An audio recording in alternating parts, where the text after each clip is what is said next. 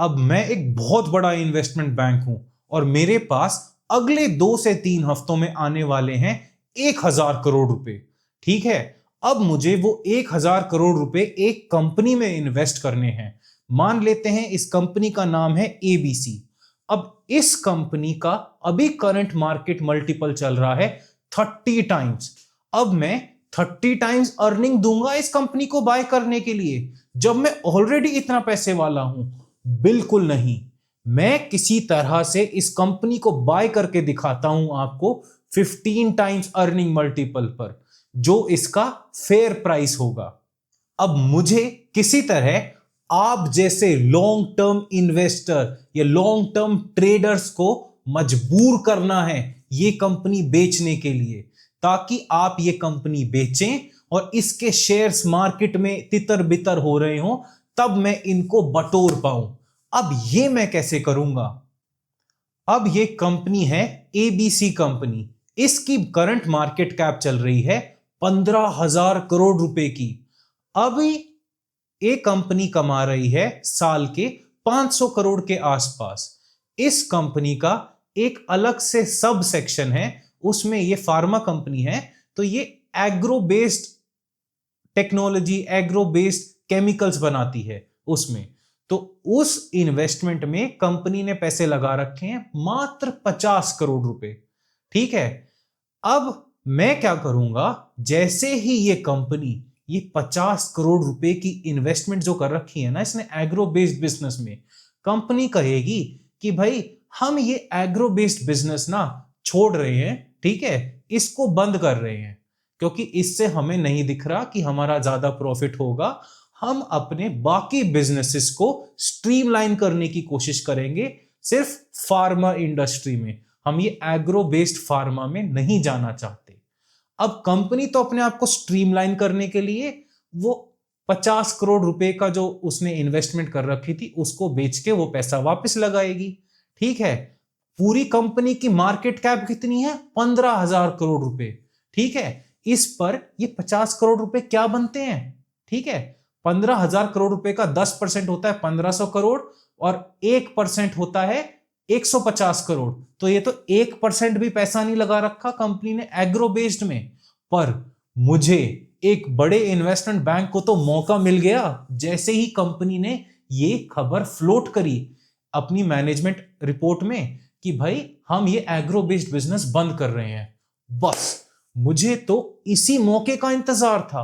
अब मैं क्या करूंगा, मैं तरह तरह के मीडिया चैनल्स में इतनी बुरी बुरी खबर फैलाऊंगा, देखना एग्रो बेस्ड बिजनेस इस कंपनी ने बंद कर दिया, ये कंपनी का तो दिवाला निकल जाएगा, भले ही वो उसका 1% भी ना हो। ठीक है, पर मुझे क्या परवाह, मुझे तो उस कंपनी के शेयर को गिराना है। सबसे पहले मैं ये बुरी खबर फ्लोट करके मैं इस कंपनी के शेयर को नीचे गिरने दूंगा थोड़ा थोड़ा 1 से 2%। फिर मैं क्या करूंगा, मैं तेजी से इस कंपनी के जो शेयर्स हैं जो फ्यूचर्स के मार्केट में हैं तो उसको शॉर्ट कर दूंगा। सबसे पहला काम रहेगा मेरा उसको शॉर्ट करने का। और जैसे ही मैं उसको शॉर्ट करूंगा वैसे ही वो शेयर गिर जाएगा 20%। ठीक है, लोअर सर्किट मार देगा, क्योंकि इतना पैसे वाला हूं मैं तो शॉर्ट कर पाऊंगा। ठीक है, अब वो 15,000 करोड़ रुपए की का मार्केट कैप आ गया 12,000 करोड़ रुपए पे। ठीक है, 20% गिर गया। इतने में ही जो ये तितर बितर होके शॉर्ट टर्म ट्रेडर्स होते हैं ना, जो शॉर्ट सेलर्स होते हैं, वो घुस जाएंगे उस शेयर में। ठीक है, वो मेरी मदद करने आ जाएंगे। अगले दिन वो 10% और गिरा देंगे शेयर को। मैं तो खुश, भाई गिराते रहो इस शेयर को, मुझे तो इसको नीचे नीचे के लेवल पर चाहिए। ठीक है, उस टाइम पर शुरू में ये शेयर था जब ये 500 करोड़ रुपए कमा रही थी कंपनी और ये बिक रहा था 15,000 करोड़ रुपए की मार्केट कैप थी कंपनी की। ठीक है, that is 500 times 30 is 15,000 crore. ठीक है, अब ये गिर के आ गया 12,000 करोड़ रुपए पर। फिर 10% शॉर्ट सेलर ने सेल कर दिया, अब आ गया वो 10,500 10,800 करोड़ पर। अब क्या करेंगे? ठीक है, अब क्या है, अब जो लॉन्ग टर्म इन्वेस्टर हैं जो उस कंपनी में शुरू से बैठे हुए थे जब वो कंपनी मात्र 1500 करोड़ की थी, ठीक है, वो तो देखेंगे अरे यार मैं तो 10x हो रहा था मेरे स्टॉक में, अब तो 7x ही रह गया, अब तो 6x ही रह गया। अब क्या करें, ये तो गिरे जा रही है। भाई भाई अपने शेयर बेचते हैं। मुझे तो लग रहा है इस कंपनी में कुछ खबर है और हमें पता नहीं। जो बड़ा आदमी सेल कर रहा है ना, उसको पता है खबर क्या है। ठीक है, वो सेल कर रहा है तो हमें भी सेल कर देना चाहिए। भाई साहब यही तो हम चाहते थे, इन बेवकूफों से अपने शेयर निकालना। ठीक है, अब ये लॉन्ग टर्म इन्वेस्टर आ जाएंगे, अरे बेचो बेचो बेचो बेचो इस कंपनी को, सेल फर्स्ट थिंक लेटर, ये वाले इन्वेस्टर होते हैं ये। ठीक है, अब ये बेच देंगे उस कंपनी को, और वो कंपनी गिरते गिरते, जब ये लॉन्ग टर्म इन्वेस्टर भी बेचेंगे ना, तो ये गिरते गिरते आ जाएगी 15,000 करोड़ से 7,500 करोड़ रुपए पर।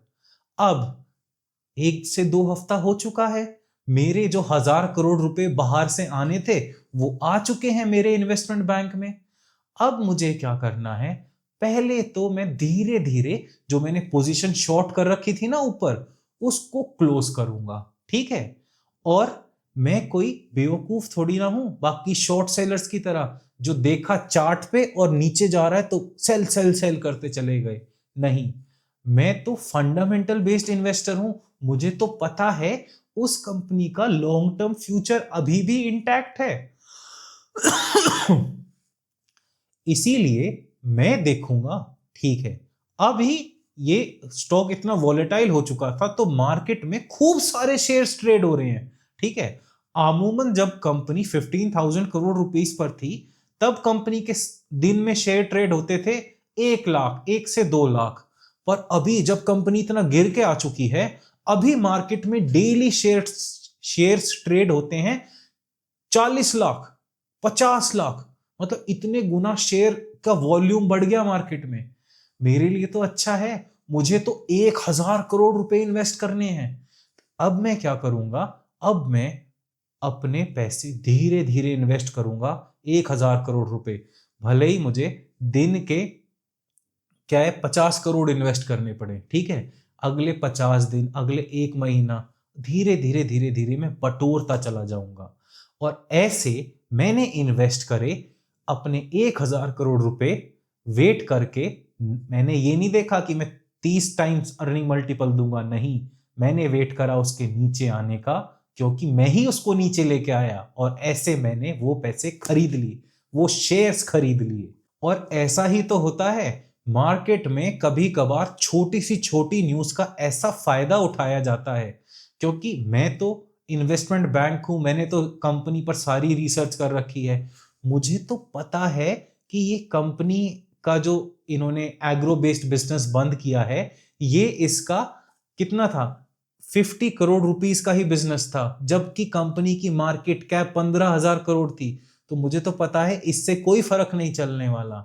इसीलिए मैं इस कंपनी में इन्वेस्ट कर पाया और मैं इस कंपनी को नीचे खरीद पाया। ठीक है, और ऐसा होता है काफी बार। जब मार्केट क्या करता है, मार्केट किसी बुरी खबर को ना ऐसे एक्नॉलेज करता है कि भाई ये तो दुनिया खत्म कर देगी ये खबर। और कुछ कंपनीज ऐसे ही बहुत ही सस्ती दर पर अवेलेबल होती हैं। वही टाइम होता है वैल्यू इन्वेस्टर्स की एंट्री लेने का। ठीक है, वैल्यू इन्वेस्टर्स उसी टाइम का वेट करते रहते हैं, और जैसे ही वो टाइम आता है वैसे ही अपने पैसे खूब सारे लगा देते हैं। और हमारा टारगेट तो रहता है लॉन्ग टर्म होल्ड करने का। हमें होल्ड करनी है वो कंपनी अगले 10 से 20 साल तक। हमें क्या दिक्कत, अब हमने जब इतना चीपली खरीदा है, थोड़ा बहुत वॉलेटाइल रहेगा अगले 6 महीने, साल भर, उसके बाद तो कंपनी वापस अपने ओरिजिनल रेट पर आ जाएगी, और क्या पता कंपाउंड होते होते और ऊपर जाती रहे। इसका अंत में कंक्लूजन निकला कि भाई पैनिक मूवमेंट्स जो होते हैं ना स्टॉक मार्केट में स्पेशली, वो स्पेशली क्रिएट करे जाते हैं। ये जो पैनिक करने के लिए लॉन्ग टर्म इन्वेस्टर्स को, एज इन ट्रेडर्स होते हैं, लॉन्ग टर्म ट्रेडर्स, जिनको पता नहीं होता जिस कंपनी में उन्होंने इन्वेस्ट करा होता है ना, वो कंपनी एक्चुअली करती क्या है। वो कंपनी में रिसर्च नहीं कर पाते, वो तो सिर्फ कंपनी को इसलिए खरीद लेते हैं कि ये तो ऊपर ऊपर ऊपर जा रही है। वही टाइम होता है इन लोगों को परेशान करने का और इन लोगों के नीचे से धरती खिसका लेने का। अगर आपको जानना है कि अपने लॉन्ग टर्म पोर्टफोलियो में ट्रेडिंग ट्रैप से कैसे बचा जाता है, तो मेरी ये वीडियो देखना ना भूलें। इसमें मैंने एक्सप्लेन कर रखा है कि क्यों हमें अपने लॉन्ग टर्म इन्वेस्टिंग पोर्टफोलियो में कभी भी ट्रेड नहीं करना चाहिए कि भाई नीचे आएगा तो खरीद लूंगा, अभी बेच देता हूं हाई पर। ठीक है, क्या पता वो और ऊपर ऊपर ऊपर ही जाता रहे और नीचे आपको खरीदने का मौका ना मिले। धन्यवाद।